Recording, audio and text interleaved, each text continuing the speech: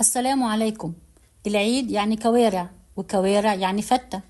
النهاردة هعلمك ازاي تعملي الكوارع وتاخدي منها احلى شوربة، وكمان تعملي منها احلى فتة بتكات جديدة هتخلي الكوارع والفتة بتاعتنا في حتة تانية خالص. يلا نبدأ. بسم الله والصلاة والسلام على رسول الله. وما تنسيش تفعيل الجرس علشان يوصلك اشعار منا بكل جديد. اول حاجه هنجيب الكوارع بتاعتنا وتكون متقطعه بالشكل ده. حابه تقطعيها بالحجم ده تمام، حابه تقطعيها اكبر مفيش مشكله. ملحوظه مهمه لما تيجي تشتري الكوارع تبصي في العظمتين دولت، لو لقيت العظمتين دول لونهم ابيض تمام اوكي، اما لو لقيتيهم لونهم ازرق ما تجيبهمش، لان ده معناه ان الذبيحه بتاعتنا بتكون كبيره وهتاخد وقت كبير جدا معاكي على النار. احنا علشان ننضف الكوارع بتاعتنا وتكون زي الفل معانا بنعمل لها محلول النقع. معانا 2 لتر من المية وعليهم ربع كوباية من السكر وربع كوباية من الملح. بدوب السكر والملح كويس جدا في المية. بعد من كده بنزل بليمونة متقطعة شرايح، ورقتين لوري، و5 فصوص حبهان، و10 حبات فلفل اسمر حصى، وكرفس. لو مش متوفر الكرفس ممكن تستخدمي بدلها او بداله الكزبرة الخضراء. بعد من كده بنزل بالكوارع بتاعتي في محلول النقع اللي انا عملته، واسيبها لمدة ساعتين او 3، وكل ما سبتيها في محلول النقع كل ما كان افضل. خطوة مهمة جدا او ملحوظة مهمة، لازما محلول النقع بتاعي يكون مغطي الكوارع. وده شكل الكوارع بتاعتي بعد ما سبتها في محلول النقع لمدة 3 ساعات. شايفين لون المية اتغير ازاي؟ تحول من اللون الابيض الى اللون الوردي. وبكده تبقى الكوارع بتاعتنا اتخلصت من اي زفارة واي شوائب موجودة فيها. شايفين الكوارع بتاعتي لونها فتح وابيضت ازاي؟ وده بفضل محلول النقع اللي احنا عملناه. شايفين الكوارع بتاعتنا بقت قشطه. باخد الكوارع بتاعتي واشطفها مره واتنين وتلاته لحد ما تبقى نضيفه تماما. بعد من كده بجيب حله واحطها على النار، وبنزل بمعلقتين كبار من السمنه البلدي او الزبده، وعليهم 4 أو 5 فصوص من المستكه، ورقتين لورا، و10 حبات من الفلفل الاسمر الحصى، و5 فصوص حبهان. مجرد ما المستكة تدوب معايا ببتدي انزل بالكوارع بتاعتي واديها تشويحة كويس جدا مع المستكة والحبهان والفلفل الاسمر وورق اللورا، وده بيفرق جدا في طعم الكوارع. بعد من كده بشوح الكوارع بتاعتي كويس جدا زي ما احنا شايفين. بنزل بالكوارع بتاعتي على مرتين علشان اتحكم او اقدر ان انا اشوحها كويس جدا، واغلف كل قطعة من الكوارع بطعم المستكة والحبهان والفلفل الاسمر. بعد من كده بجيب بصلايه، طماطمايه، جزرايه، قطعه كرفس، وانزل بيهم على الكوارع بتاعتي. بقلب الكوارع مع الطماطم والجزر والكرفس لمده دقيقتين او 3. بعد من كده بنزل بميه مغليه على الكوارع. خطوه مهمه جدا، لازم الميه بتاعتي تكون مغليه، ما ينفعش ابدا استعمل ميه عاديه. بحط كميه من الميه تغطي الكوارع بتاعتي. انا هنا كنت نسيت الحبهان فحطيته. وده شكل الكوارع بتاعتي بعد ما غلت.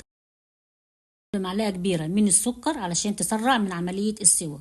شايفين الكوارع بتاعتي نضيفه ازاي؟ شايفين لونها زي القشطه، مفيش ريم طلع على الوش ولا الكلام ده كله، وده بفضل محلول النقع اللي احنا عملناه.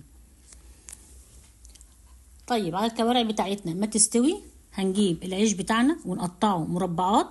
بعد من كده بنحطه في صينيه وندهنه اي ماده دهنيه، زيت، سمنه، زبده، المتوفر عندك استخدميه.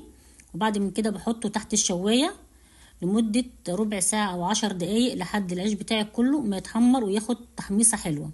لو انت مش حابة تعملي الخطوة دي في الفرن مفيش مشكلة خالص، ممكن تحمصي العيش بتاعك في الزيت على البوتاجاز من فوق، على النار من فوق.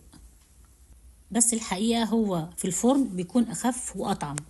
وده شكل العيش بتاعنا بعد ما خرج من الفرن. طيب هنشوف كده الكوارع بتاعتنا شكلها بيقول ان هي استوت. انا هنا لقيتها ان هي محتاجة ملح فزودت لها معلقة كبيرة من الملح. بعد كده بقلب الكوارع بتاعتي كويس جدا وخلاص اشيلها من على النار.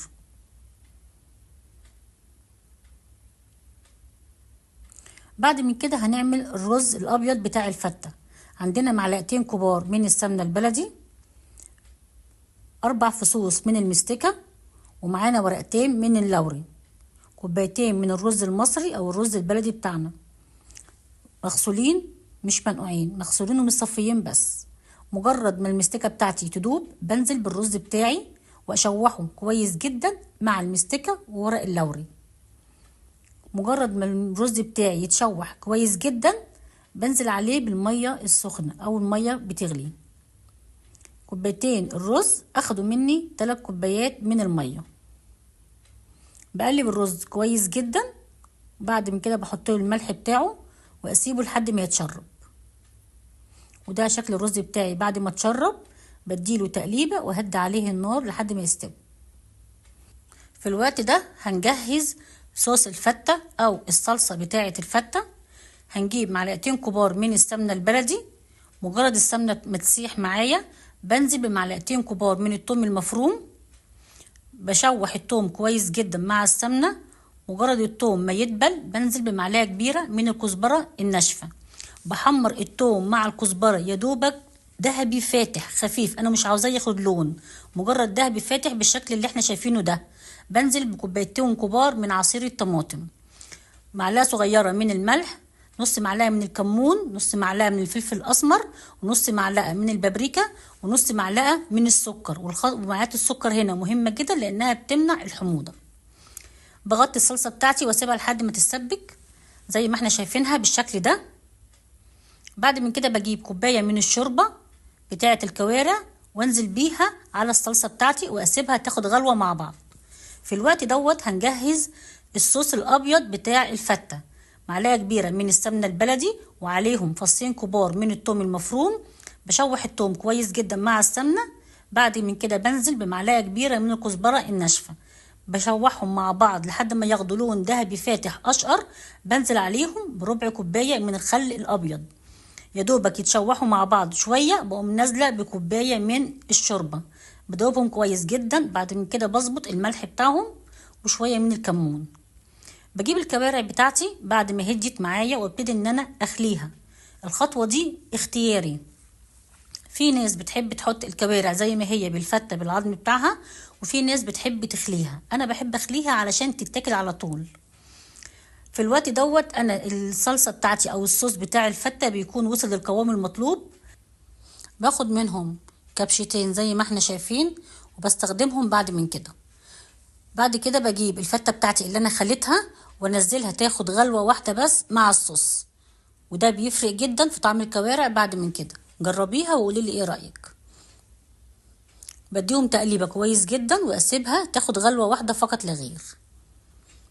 وهنا شكل الكوارع بتاعتنا بعد ما اخدت غلوة مع الصوص بتاعنا.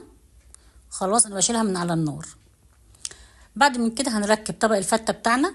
هنجيب الخبز اللي احنا حمصناه وهنبتدي ان احنا نبله او نسقيه بالصوص الابيض اللي احنا عملناه بالخل والثوم، وننزل بيه على العيش بتاعنا. بنقلب العيش كويس جدا مع الصوص الابيض علشان يتشرب كويس جدا من فوق ومن تحت. بعد من كده بجيب الرز بتاعي الابيض وانزل بيه على العيش زي ما احنا شايفين بالشكل ده. بوزع الرز بتاعي كويس جدا على العيش. بعد من كده بجيب الكوارع بتاعتي اللي انا اخدتها غلوة مع الصوص الاحمر وابتدي ان انا انزل بيها على الرز او فوق الرز من فوق زي ما احنا شايفين بالشكل ده. بعد كده بجيب العيش بتاعي واحطه على طرف الطبق الفتة بتاعي، وده شكل وطعم. في ناس بتحب تاكل العيش مقرمش بعد من كده مع الفتة. بعد كده بجيب الصوص الاحمر اللي انا كنت شيلته على جنب وابتدي ان انا اوزعه على وش الفتة، وده بيخلي العيش بتاعي طري ومقرمش في نفس الوقت. وده شكل الطبق بتاعي في النهاية. رش كزبرة خضراء تكسر بس اللون مش اكتر. اتمنى انكم تجربوها وان شاء الله تنال رضاكم وربنا يحسن ما بين ايديكم يا رب. كل سنة وانتم طيبين.